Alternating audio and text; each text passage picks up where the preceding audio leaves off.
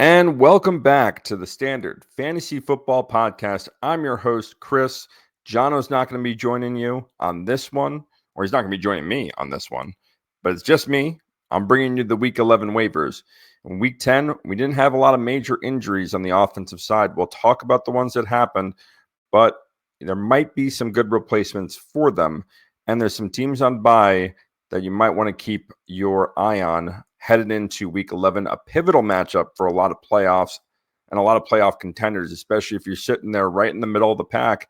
You need a couple more wins, and it'll get you into the playoffs. And once you're there, anything can happen. So let's get into it.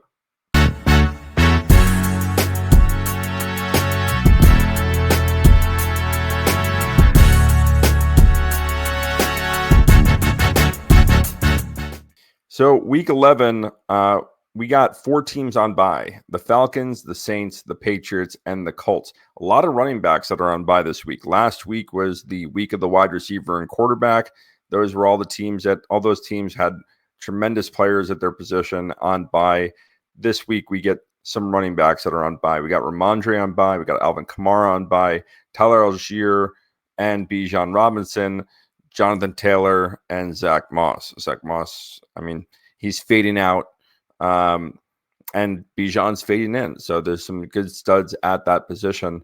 So we got a couple guys. Let's address the injuries. The major injuries that we had were Alexander Mattison, who got a concussion, and they've just been devastated by injury the entire year. I mean, Jefferson, Kirk, Cam Akers, the offensive side of the ball has just been absolutely trounced by injury. And there was a moment where TJ Hawkinson looked like he was going to be down and out, but he came back into the game, looked good coming back. There's the 2 other injuries that are of note. Keenan Allen is day-to-day with a shoulder injury. He should be good to go, but it is something to keep your eye on throughout the week. And then the last one is Baker Mayfield. And I know a lot of people don't have Baker Mayfield starting. That's fine. But what this does impact is the other guys on the Buccaneers. So Mike Evans, Chris Godwin. If Baker doesn't play, I would consider that a downgrade. We don't really know what we're going to get from Kyle Trask, but Baker hit his thumb on a helmet, and it was on his throwing hand. So if that affects him throwing the ball or gripping the ball, they might hold him out for a week. I'm not overly concerned about Baker. That's another one to keep your eye on. There's no reports as of yet. I'm filming this Monday night, but there's no reports as of yet onto the status of his injury. But it is something to keep your eye on because it will affect, Mike. I mean, like I said, the big players at on the Buccaneers, minus Rachaad White, because he's been looking good the last couple of weeks. So I think his volume will increase in terms of the amount of touches that they're going to try to give him if Kyle Trask is the quarterback. So let's get into the waivers. So I got 5 guys for you. Again, we only talk about guys on the waivers that are under 40% owned. So there are a lot of guys that you should go and grab, obviously, if they're owned, but we're not going to talk about them. We've probably talked about them a couple times, as probably recently as last week. But the first guy I'm going to talk about is Jalen Guyton. He's also the only one on this list that has a negative matchup next week. So the Chargers are at Green Bay. Guyton is 0% owned. He only had 4 receptions on 6 targets, but he did have 41 yards and a touchdown. I did think that this was going to be the guy that would eventually step up, especially if Keenan Allen is injured or misses some time. I think Guyton is going to be a guy, especially with Everett going down in this game too. I don't know if there's an injury designation going into the Week 11, but Keenan Allen is the guy we want to keep our eye on if he doesn't play. Quentin Johnson did score in this game too, but Guyton, I like his involvement a little bit more in this offense. And the last week the Week 9 when they played the Jets, it was a really bad kind of game to evaluate the Chargers pass catchers because the Jets are really good against wide receivers. Green Bay should be good against wide receivers if Jair Alexander plays, but he missed his 2nd straight game in Week 10. He should be back for Week 11. We'll keep an eye on that too, because I do think that improves the rest of the wide receiver core there. But if Keenan Allen doesn't go, Guyton should be a starter. If Keenan Allen does go, I still like Guyton as a flex play this week. And at 0% ownership, you're not going to have to pay any money on a FAB system. You won't have to waste a waiver priority. He's probably going to be available as a free agent. And a lot of people aren't going to be targeting him. The second guy I'm going to talk about is the backup to one of the running backs that got hurt. So Alexander Madison's backup is Ty Chandler. He's got a really good matchup coming into next week against Denver. He's only 15% owned. He had 15 rushes, 45 yards, and a touchdown. He should have had 2 touchdowns in this game. One got called back on a penalty.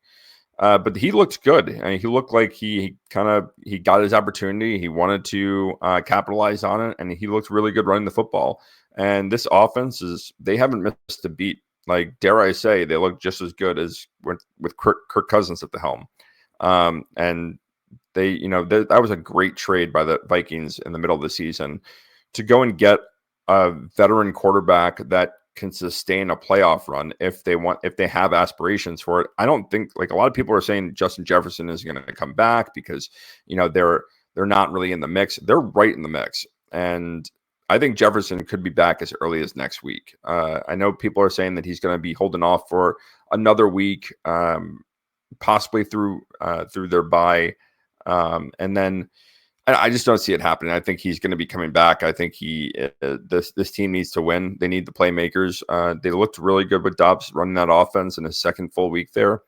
And with the injury to Madison, with Cam Akers out, there's no one else there. So go and pick up Ty Chandler if he's not already owned. He's only 15% owned. I know he's owned in one of my leagues, in my main leagues. He got picked up last week. He got sat on the bench, but that's fine. But if he's available in your league and you're struggling at the running back position, go and get him. He is going to be more of a bye week replacement. He did get some touches, like we said last week in the Waiver Wire episode, that he was going to kind of get mixed in with Cam Akers going down. I don't think that they fully trust Alexander Madison to have the bulk of the workload. However, I don't know if I really like Ty Chandler rest of season, unless there was a significant injury, which it's a concussion. He's going to probably miss a game, maybe 2 games. So I know it's a valuable win. So if you're really struggling at the running back position, if you got one of these guys on bye, go and pick him up. I mean, again, we talked about the running backs that are on bye. All 4 of these teams have legitimate running backs. So if you're one of the guys that owns Bijan or owns Kamara, Stevenson, or Jonathan Taylor, go and pay some money for Ty Chandler. He's a great bye week replacement, especially if you are really concerned about the other running backs on your team. He's going to get the workload. The volume is going to be there. Another running back that I've been talking about since early as week 2 or week 3 of the season is Rico Dowdle. He looked good. I know they play the Giants because they make everyone look good because they stink. They're barely a football team. I know I'm a Jets fan because they stink too, but the Giants stink on a whole different level. With Rico Dowdle next week, they're playing the Carolina Panthers, another game that they should win pretty easily. So I expect him to get a lot of the workload. The other thing I really like about Rico Dowdle is he's taken a lot of the goal line touches away from Tony Pollard.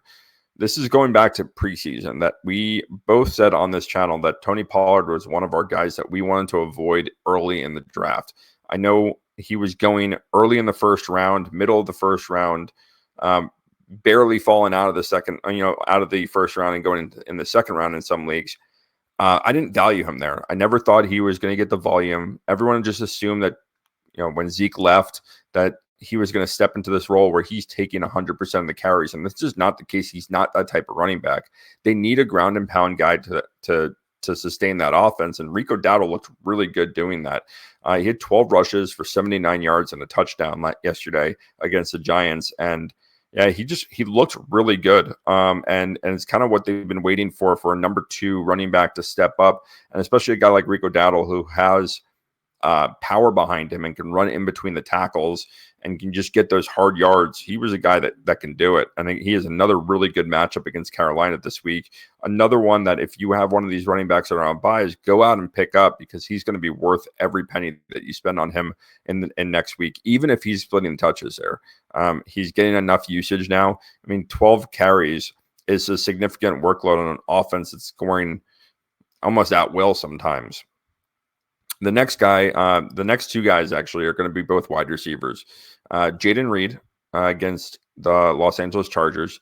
Another really good matchup. Again, Jalen Guyton was the only one that has a negative matchup in this upcoming week. All these other guys have really good matchups. So especially if you're looking for a bye week replacement, say you have Chris Olave or Michael Pittman, and you're really short of that position. Jayden Reed is the guy you can plug and play in. Christian Watson has just been an absolute bust this year.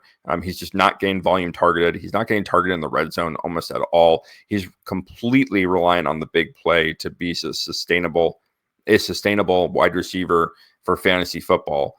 Yet another week where Romeo Doubs was the guy targeted in the end zone. He got the touchdown.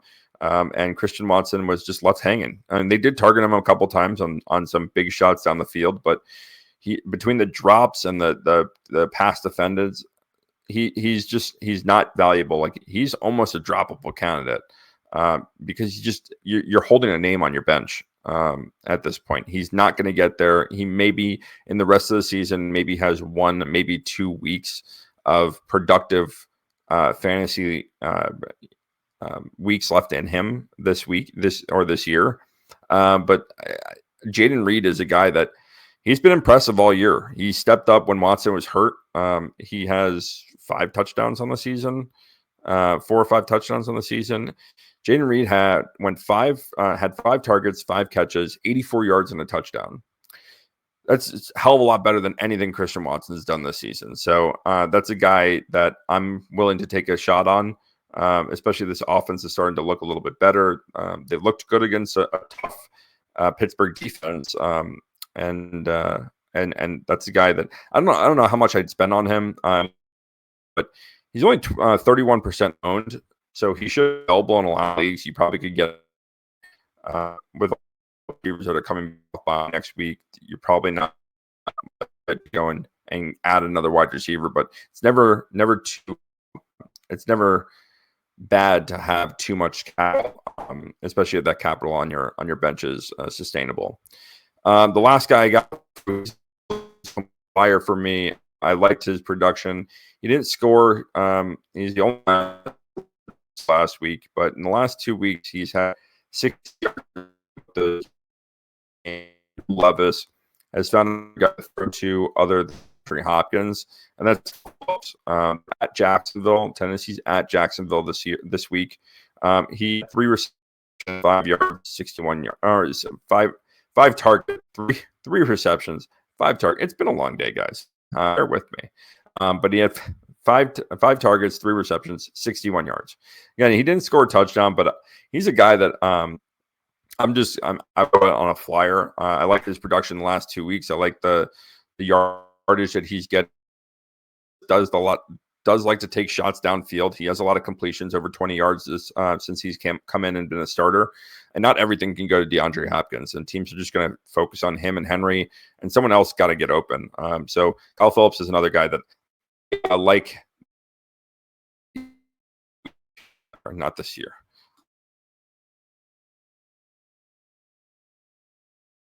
For you today, don't forget, like and subscribe. Hit that bottom, and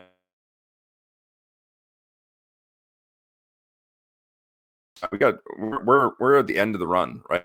We got 3 weeks of regular season left, and then we start to get into fantasy playoffs. For some leagues, you got 4 weeks left, and then we get into fantasy playoffs. So we're in crunch time now. So if you're one of the top teams in the league, continue to bolster your lineup. Look to make some trades from people that are at the bottom. If you have some depth, it's really good. Start solidifying your starting lineup. Otherwise, keep winning, guys. Leave a comment. Shoot a message to us.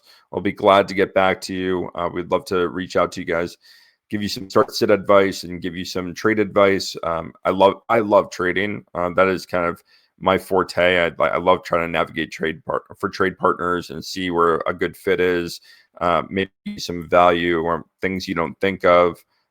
If you want to bounce some things off of us, go ahead and shoot us a message. Otherwise, stay classy, guys.